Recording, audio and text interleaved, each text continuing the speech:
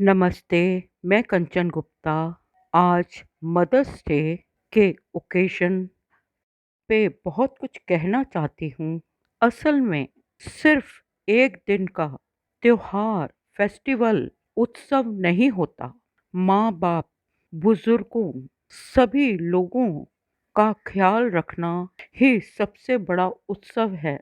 देवी-देवता उनसे खुश नहीं होते, प्रसन्न नहीं होते, जो फ़रिश्तों को, देवी-देवताओं को प्रसाद दे रहे हैं, बड़े-बड़े कर्म कांड कर रहे हैं, सब बेकार है, कोई फ़ायदा नहीं।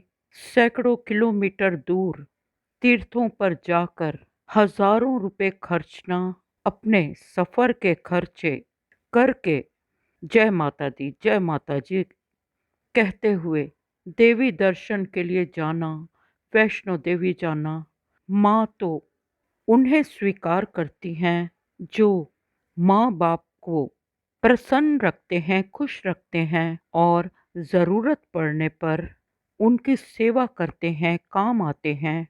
वो बेटे किस काम के जो विदेशों में रहते हैं, बरसों बाद आते हैं और कोई महँगा उपहार ले आते हैं, तोहफ़ा ले आते हैं। शाबाशी तो उनको है जो कोई महँगा तोहफ़ा नहीं देते, अपने माँ-बाप की सेवा करते हैं।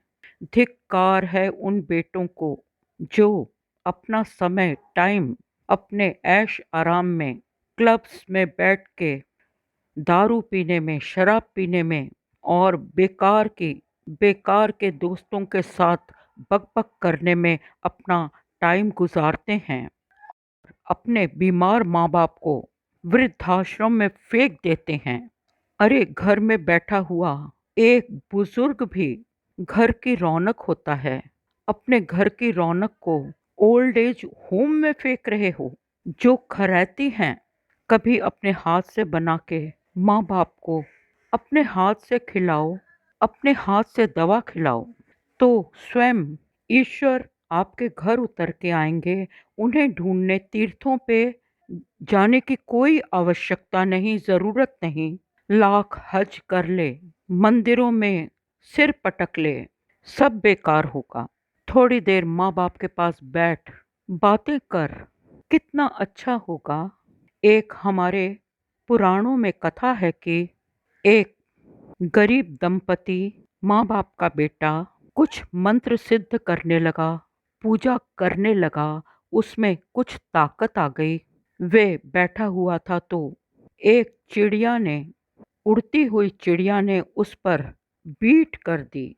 क्रोध से वह उस चिड़िया को देखने लगा और वह चिड़िया जलकर गिर गई। उस लड़के ने सोचा कि वह बहुत सिद्ध हो गया है और अपने घर से निकल पड़ा। उसके माँ बाप कहते रह गए, बेटा तू हमारा इकलौता बेटा है, हमें कौन देखेगा। लेकिन वो अपने अभिमान में एक मामूली सी सिद्धि क्या मिली कि निकल पड़ा। उसे बहुत भूख लगी। उसने एक दरवाज़ा खटखटाया। उसमें एक छोटे बालक की आवाज़ आई। तो ये कहता है, मुझे भूख लगी है, भिक्षा दो, जल्दी भोजन दो, वरना मैं तुम्हें श्राप दे दूंगा, कर्स कर दूंगा। तो अंदर से उस छोटे से बालक ने कहा, थोड़ा ठहरो, मैं अपने माँ बाप को दवा दे दूं, फिर तुम्हें भोजन देता हूँ। परंतु क्रोध में वह आधा सिद्ध अभिमानी ने फिर दोहराया, मैं तुम्हें श्राप दूंगा। तो अंदर से बालक कहता है, मैं कोई चिड़िया नहीं, वो पंछी नहीं, पक्षी नहीं, वो परिंदा नहीं जो तेरे श्राप से, बद्दुआ से जल जाऊंगा। फिर वह आगे बढ़ा। वहां पे भूखे पेट से एक और दरवाज़ा खटखटाया और कहा, जल्दी भोजन दो, जल्दी खाना दो, मैं भूखा हूँ, वरना मैं तुम्हें श्राप दे दूंगा, बद्दुआ दे दूंगा। अंदर से एक स्त्री ने कहा, मैं अपने पति का काम करके तुम्हें भोजन दूंगी। फिर इसने कहा, मैं श्राप दे दूंगा। तो वह स्त्री कहती है, मैं वो पंछी नहीं हूँ, पक्षी नहीं हूँ, वो परिंदा बर्ड नहीं हूँ जो तेरे श्राप से जल जाऊं। अब इस अभिमानी को बहुत आश्चर्य हुआ, हैरानी हुई। ये और आगे बढ़ा तो वहाँ पे एक बाजार लगा था जिसमें एक सब्जी वाला सब्जी तोड़ रहा था। उसे कहता है कि मुझे खाना दो, मैं बहुत भूखा हूँ, नहीं दोगे तो मैं तुम्हें श्राप दे दूंगा। उस सब्जी तोलने वाले का नाम था तुलाधार। वो एक बहुत ईमानदार व्यापारी था। उसने कहा, मैं अपने ग्राहक को देकर तुम्हें भोजन देता हूँ। तो फिर उस अभिमानी आधे सिद्ध ने कहा, मैं श्राप दे दूंगा। परंतु वह सब्जी बेचने वाला तो पहले ही सिद्ध हो चुका था, क्योंकि वह बहुत ईमानदारी से अपना कारोबार करता था। ग्राहक को कम पैसों में, कम मूल्य में सब्जी बेचता था और वजन ठीक रखता था।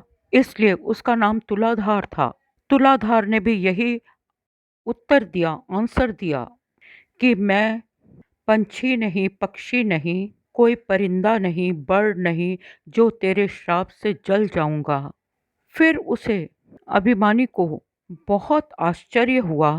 रास्ते में चला तो नारद जी मिल गए। नारद जी तो वैसे ही बहुत लगाई बुझाई करते हैं।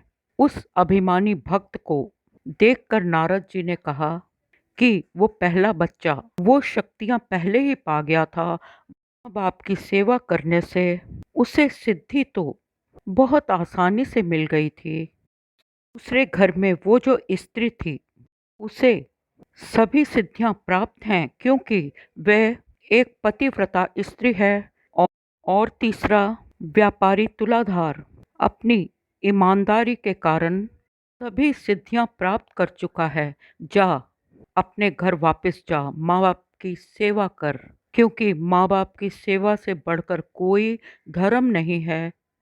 आशा करती हूँ कि आपको मेरी ये कहानी पसंद आई होगी। मैं भविष्य में भी आपको कहानियाँ सुनाऊंगी।